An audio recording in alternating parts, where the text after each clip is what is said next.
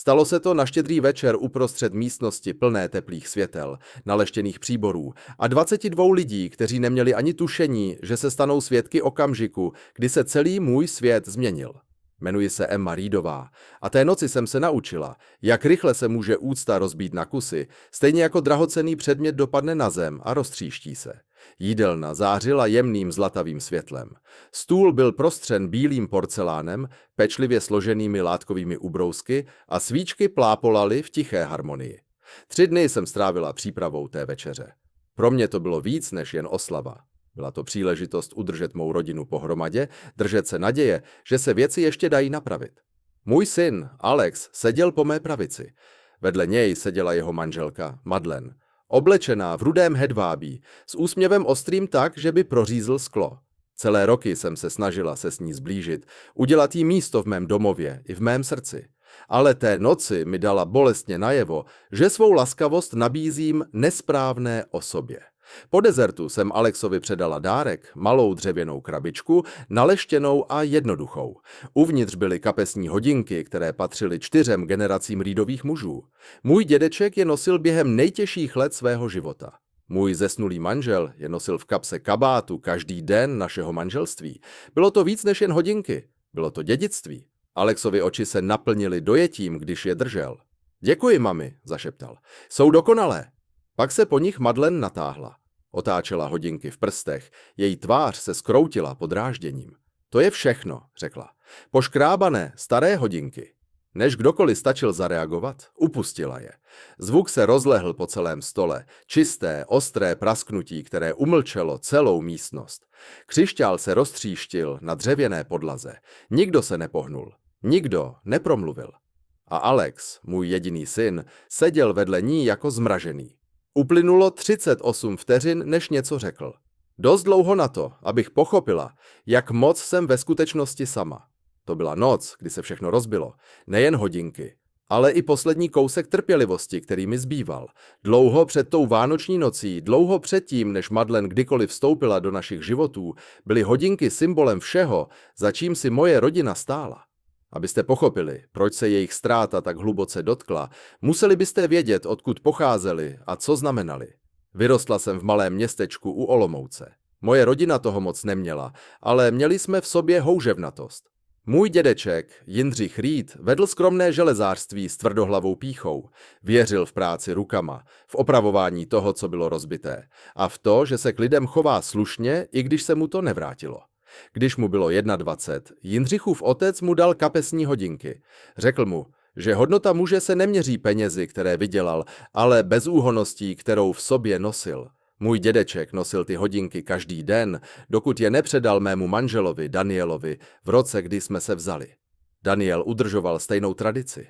Nosil je s sebou, když jsme otevírali naše první železářství, když se narodil Alex. I během dlouhých nocí, kdy jsme sotva měli dost peněz na to, abychom udrželi světla, než zemřel, vložil mi hodinky do dlaně a řekl něco, na co jsem nikdy nezapomněla. Chraň odkaz Emo a chráň našeho chlapce. Tak jsem to udělala. Více než 20 let jsem vedla podnik sama.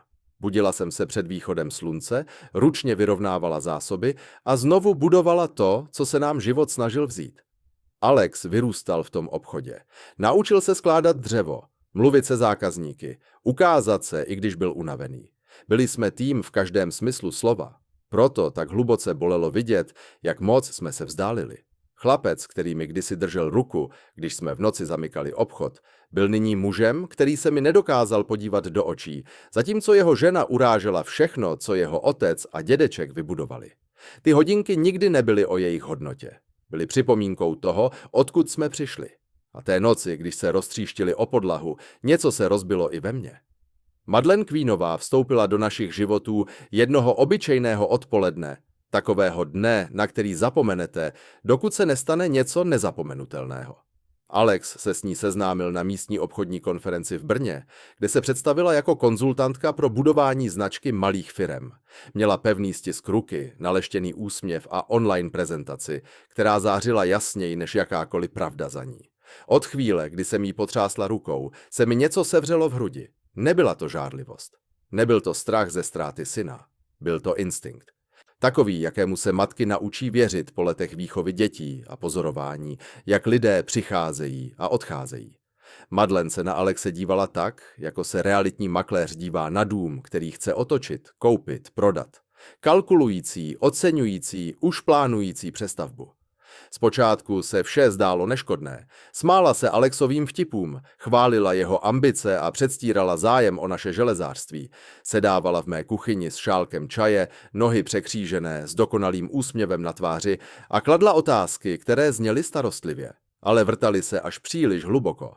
Kolik příjmů obchody generují každé čtvrtletí? Má Alex přístup ke všem účtům? Přemýšlíte někdy o předčasném odchodu do důchodu? Odpovídala jsem zdvořile, ale uvnitř moje ostražitost rostla každým týdnem. Během 3 měsíců byl Alex zamilovaný až po uši. Madeleine zveřejňovala fotky z jejich rande online. Každá byla vyfiltrovaná k dokonalosti.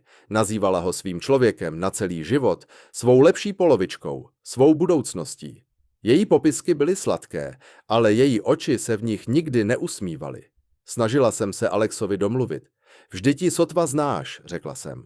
Láska potřebuje čas. Máchnul nad tím rukou. Moc se trápíš, mami. Madeleine mi rozumí. Cítím se díky ní pochopený. Ta věta mi zněla v hlavě. Ne proto, že by byla pravdivá, ale proto, že jsem přesně věděla, jak byla zasazena. Madeleine byla chytrá, krásná, okouzlující, když to bylo potřeba. A pod tím šarmem se skrýval tichý hlad, který jsem ještě nedokázala pojmenovat. Ale brzy na to jasně ukáže.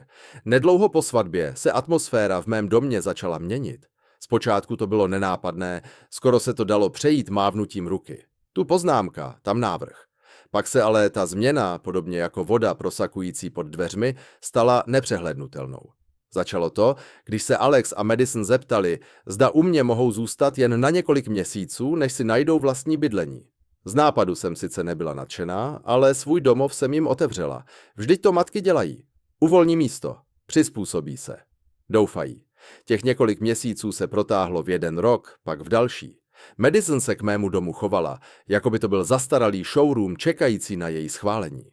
Bez ptaní přesouvala dekorace, měnila dekorační polštáře a přemysťovala nábytek. Jedno odpoledne jsem přišla domů a zjistila, že zarámovaná fotografie mého zesnulého manžela a mě, pořízená k našemu 10. výročí svatby, zmizela ze zdi v obývacím pokoji. Kde je moje fotka? Zeptala jsem se. Léda Bille ukázala směrem do chodby. Dala jsem ji do tvého pokoje. Obývací pokoj by měl působit moderně. Osobní věci ho dělají starým. Staré. To slovo používala často, jako by to byla urážka namísto životní fáze, do které se jednoho dne také dostane. Hned poté dorazila její matka, Donna, s kufry v ruce. Bez varování, bez zeptání. Tvrdila, že ji vystěhovali a potřebuje místo, kde se vzpamatuje.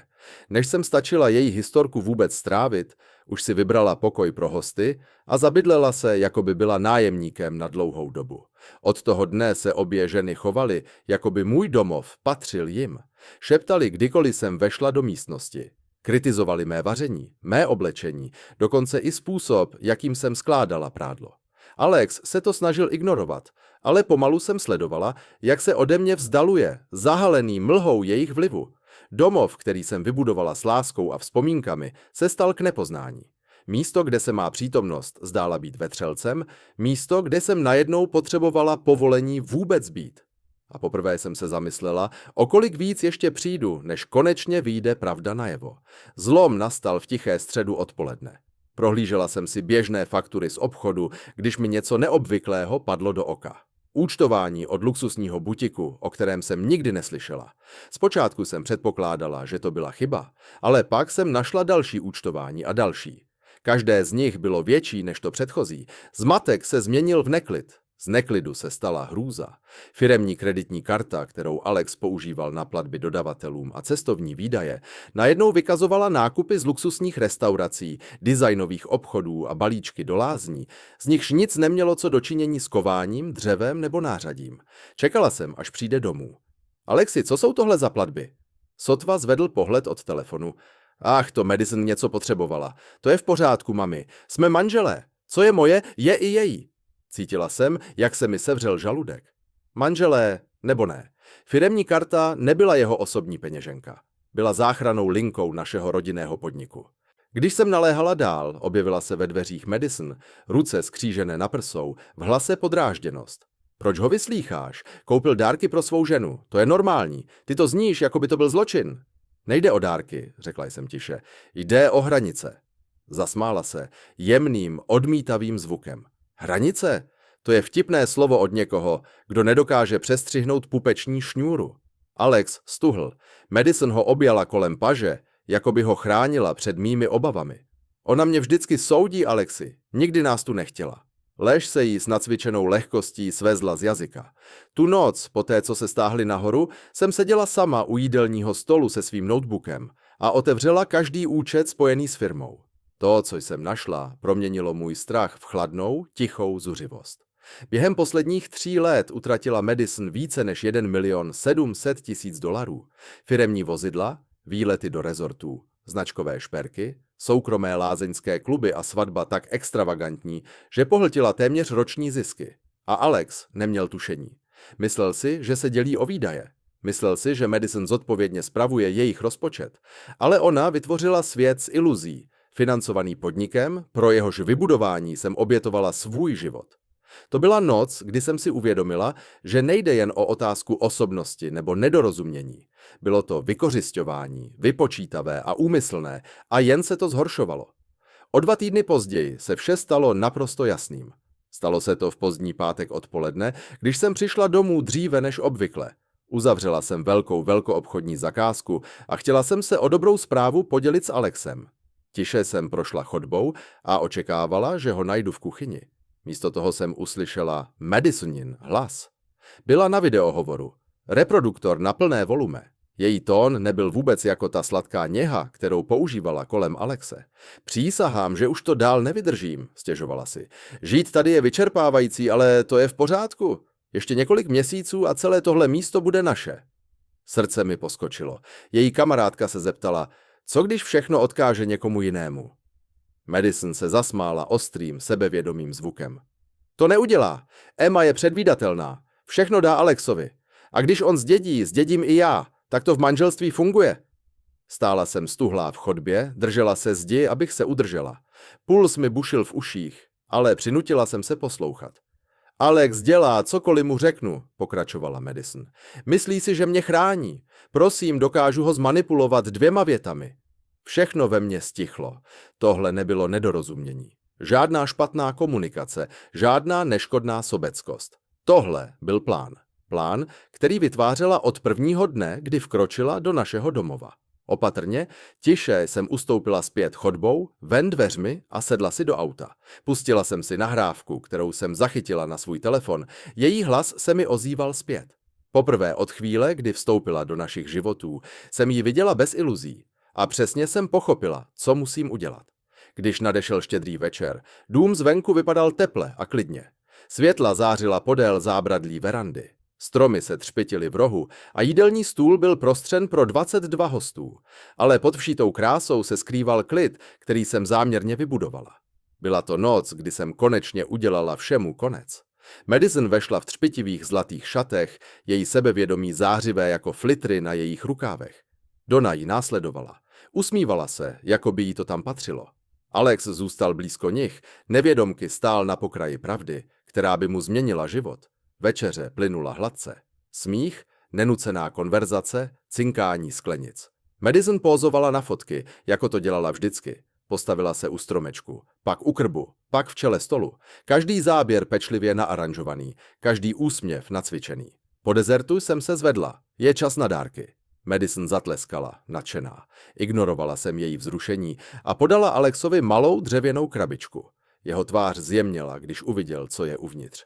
Mami, ty jsi to opravila, zašeptal. Než mohl říct víc, Madison mu hodinky vytrhla z rukou. Ukaž, co tě tak dojímá. Otočila je 1, 2krát. Pak si hlasitě povzdechla. To je ta stará vetež. Myslela jsem, že to aspoň bude mít nějakou hodnotu. Pak je upustila. Hodinky dopadly na dřevěnou podlahu s ostrým prasknutím, které prořízlo ticho místnosti. Stolovníci stuhli úžasem. Donna zakryla smích ubrouskem. Alex šokovaně zíral, opět strnulý, přesně jako předtím. Tentokrát jsem nenechala ticho viset ve vzduchu. Když už si dneska hrajeme na upřímnost, řekla jsem, mám taky pár věcí, co bych chtěla říct. Šla jsem k příborníku a vzala tlustou složku. Uvnitř byly vytištěné finanční výkazy, každá položka, kterou zaplatila z firemního účtu, zvýrazněná a s celkovou sumou přijde 1 700 000 dolarů. Místnost ožila, židle zavrzaly, někdo si něco zamumlal pod nos. Pak jsem vytáhla telefon a stiskla přehrát. Jídelnou se rozezněl Madisonin hlas. Každé slovo, které řekla, každý plán, každá manipulace, každá lež. Když nahrávka skončila, v domě zavládlo nepředstavitelné ticho. Madison zbledla jako stěna. Donna vypadala, že každou chvíli omdlí. Alex na mě zíral, oči rozšířené, dech nepravidelný. Konečně jsem se otočila k Madison. Vaše auto je dneska zabaveno, klíčky prosím. Přesně v tu chvíli se okny myhla světla od tahového vozu. A poprvé, od chvíle, co vstoupila do mého života, Madison Quinn neměla co říct. Dlouhou chvíli se nikdo v místnosti ani nepohnul. Madison stála zmrazená vedle stolu, prsty pevně sevřené kolem opěradla židle, jako by to bylo jediné, co jí drželo na nohou. Donna zírala do podlahy, vyhýbajíc se všem pohledům v místnosti. A Alex, můj syn, vypadal jako muž, jemuž se život rozpadá na kusy zpomaleně. Mami, zašeptal sotva slyšně, je tohle všechno pravda? Jednou jsem přikývla. Každé slovo. Stěžka polkl a otočil se k Madison. Nepodívala se na něj. Její oči zůstaly upřené na složku s finančními výkazy, jako by dostatečně dlouhé zírání mohlo změnit čísla vytištěná na stránce. Madison konečně zvedla bradu. Tohle je útok, vyštěkla. Naplánovala to, aby mě ponížila. Nesnáší mě. Vždycky mě nesnášela. Tohle není o nenávisti, řekla jsem tiše. Tohle je o zodpovědnosti. Alexův hlas se zlomil. Opravdu si utrácela firemní peníze? Opravdu si říkala ty věci o mé matce? Madison otevřela ústa, ale žádný zvuk se neozval. Poprvé se zdála nejistá ohledně vlastních slov. Alex si přitlačil ruku na čelo. Celou tu dobu jsem si myslel, že máma je nespravedlivá. Myslel jsem, že ty jsi ta, které se ubližuje, ale všechno to byly lži, všechno. Madison k němu natáhla ruku. Alexi, zlatíčko, poslouchej. Ustoupil tak rychle, že stuhla uprostřed věty. Neříkej mi tak, řekl dutým hlasem. Ne teď. Jeho tvář se skřivila. Nechal jsem tě, abys nás rozdělila. Věřil jsem věcem, které nikdy nebyly pravda. Choval jsem se k mámě, jako by ona byla problém, když ona jediná se mě snažila chránit. Pomalu jsem k němu přistoupila a položila mu ruku na rameno. Teď už vidíš jasně a to stačí. Slzy mu stékaly po tvářích, tiché a nejisté. Moc mě to mrzí, mami. Kolem nás se hosté rozpačitě vrtěli, nejistí, zda zůstat nebo se vytratit. Ale v tu chvíli na ničem a na nikom nezáleželo, jen na pravdě, která si konečně našla své místo. Můj syn se probudil. A jakmile jednou uvidíš pravdu, už ji nemůžeš nevidět. 3 dny uplynuly po vánoční katastrofě a za tu krátkou dobu se Madisonin dokonalý svět začal rozpadat kus po kuse. Vliv je ostatně křehká věc. Online sice jasně září, ale rychle se roztříští, když do toho vstoupí skutečný život. Ráno, 3. dne se objevila v mém obchodě. Bez make-upu, s neupravenými vlasy, pomačkaným kabátem, oteklýma očima. Vypadala úplně jinak než žena, která se dříve proplouvala po mé kuchyni s kamerou v ruce. Emo, řekla, hlas se jí chvěl, musíme si promluvit. Odložila jsem soupis zásob, který jsem měla před sebou. O čem? Všechno se mi rozpadá, zašeptala. Přišla jsem o I2. Značkové spolupráce. Lidé mě nazývají lhářkou. Moji sledující se proti mě obracejí. A Alex, ten mi zablokoval číslo. Přešla kancelář křížem krážem, prohrábla si vlasy. Nevím, co mám dělat. Potřebuju pomoc. Pozorovala jsem jí tiše, ne s hněvem, ne se zadostiučiněním, jednoduše s pochopením. Život jí konečně ukazoval, jaké to je nést zodpovědnost. Když konečně přestala přecházet, obrátila se ke mně s chvějícími se rty. Emo, prosím, potřebuju, abys promluvila s Alexem. Řekni mu, že tohle nejsem já. Řekni mu, že se můžu změnit. Zeptala jsem se jí na otázku, které se léta vyhýbala. Miluješ mého syna, nebo miluješ život, který ti dal? Stuhla s otevřenými ústy, ale žádná slova z ní nevyšla. Chovala se k lásce jako k žebříku, Madison, řekla jsem. Vylezla si po něm, použila ho. Očekávala si, že unese tvou váhu, aniž bys cokoliv vrátila. Rychle zamrkala a slzy jí stékaly po tvářích. Já vím, zašeptala. Vím, že jsem to zkazila, ale nevím, jak bez něj žít. Můj hlas zjemněl, ale mé odhodlání ne. Pak se to musíš naučit, musíš se poprvé v životě postavit na vlastní nohy, protože ta verze pohodlí, kterou jsi si vybudovala, nebyla láska. Byla to závislost převlečená za půvab. Těžko polkla, hlas se jí sotva vydral z hrdla. Nenávidí mě? Ne, odpověděla jsem. Vidí tě teď jasně. To není nenávist, to je čisté vidění. Její ramena poklesla. Přikývla, malým, zlomeným pohybem. Poprvé se nehádala. A to byl první upřímný okamžik, jaký jsem od ní kdy viděla. Následující týden byl zvláštně tichý, jako by celý dům zadržoval dech. Alex u mě v té době zůstal, spal v malém pokoji, který používal, když byl teenagerem. První 2 dny sotva promluvil, pohyboval se domem jako někdo, kdo se snaží znovu naučit dýchat. 4. ráno si konečně sedl ke kuchyňskému stolu, oběma rukama objímal hrnek dávno vychladlé kávy. Mami, řekl tiše, myslím, že vím, co musím udělat. Čekala jsem, zíral na stůl, jeho hlas byl sotva slyšitelný šepot. Nemohu zůstat ženatý s někým, kdo mě jen využil. Kdo využil naše podnikání? Kdo využil tebe? Nemohu si vybudovat život s někým, kdo miloval jen pohodlí, nikoli závazek. Ta slova jako by mu vysála veškerou sílu z těla, ale zároveň jsem v jeho očích viděla něco nového. Odhodlání, zralost, zlomené srdce, které ho vedlo zpět k sobě samému. Ještě to odpoledne se sešel s právníkem. Rozvodové dokumenty byly přímočaré. Nebyly žádné děti, žádný společný majetek, o který by se stálo za to hádat, nic, co by je drželo pohromadě, kromě manželství postaveného na iluzích. Když Madison obdržela oznámení, zavolala do obchodu 9krát. Alex nezvedl ani jeden hovor. Objevila se jednou, stála venku na parkovišti, třásla se zimou a úpěnlivě ho prosila, aby si promluvili. On zůstal uvnitř, díval se z okna kanceláře, žal mu stahoval čelist. Nakonec odešla s pokleslými rameny, vítr jí cloumal kabátem, jako by i počasí už bylo unavené z jejich dramat. O týden později podepsal závěrečné dokumenty. Poté přišel domů, sedl si vedle mě na pohovku a zhluboka se nadechl. Myslel jsem, že mě ztratit ji zlomí, řekl tiše. Ale myslím, že co mě zlomilo, bylo uvědomění, jak daleko jsem se vzdálil sám sobě. Nacházíš cestu zpět, řekla jsem mu. To je ta část, na které záleží. Zaklonil hlavu, oči zavřené. Chci si znovu vybudovat život a tentokrát to chci udělat správně. A v tom tichém obývacím pokoji, s jemným zimním světlem, které se rozlévalo po podlaze, jsem věděla, že to dokáže. Následující týdny byly jako pozorovat, jak zima taje do časného jara. Nic se nezměnilo přes noc, ale každý den přinesl malou známku uzdravení. Alex se budil dříve. Snídal místo, aby snídani vynechával. Znovu začal běhat, tak jako dřív, než se jeho život zapletl do Madisoniných očekávání. Jednoho rána přišel do kuchyně v jeho staré pracovní košili, té tmavě modré s vybledlým logem obchodu. Chci se vrátit, řekl. Ne jako manažer, ne jako syn majitele. Chci začít tam, kde jsem měl začít před lety, doplňovat zboží, pomáhat zákazníkům, znovu si zasloužit své místo. Hrdost, která mi zaplavila hruď, byla tichá, ale silná. Přikývla jsem. Tak přesně to uděláš. A udělal.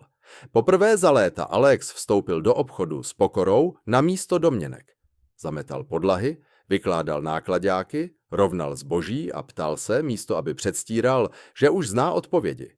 Zaměstnanci si toho všimli. Respektovali jeho snahu, změnu v jeho tónu, způsob, jakým naslouchal, místo aby se prosazoval s egem. Nejdřív jsem pozorovala z dálky. Pak jednoho odpoledne jsem ho viděla, jak se směje se zákazníkem, smál se od srdce. A uvědomila jsem si, že neobnovuje jen svou práci. Obnovoval sebe sama. Doma jsme si víc povídali, ne o Madison nebo minulosti, ale o podnikání, o životě, o budoucnosti. Někdy jsme seděli venku na verandě, popíjeli čaj v chladném večerním vzduchu a nechali promlouvat ticho. Někdy uzdravení nepřichází z velkých projevů, přichází z drobných, stálých kroků. Jednoho večera mi podal malý sametový sáček. Otevři to, řekl. Uvnitř byly opravené díly kapesních hodinek, sklíčko vyměněné, řetízek vyleštěný, ručičky se znovu pohybovaly. Vypadají naprosto stejně, zašeptala jsem. Měkce se usmál. Vydrží další 4 generace, když se o ně budeme starat. Když jsem je držela v dlani, teplé z jeho ruky, poznala jsem pravdu. Některé věci se rozbíjí, aby mohly být znovu vybudovány silnější, a některé vztahy stojí za tu práci, která je potřeba k jejich obnovení. Uplynul celý rok, než jsem plně pochopila, jak moc se život může změnit, když se pravdě dovolí vstoupit. Následující Vánoce přišly tiše, bez okázalosti či napětí, bez nacvičených úsměvů či skrytých úmyslů. Byly to první svátky po dlouhé době, které opravdu působily jako domov.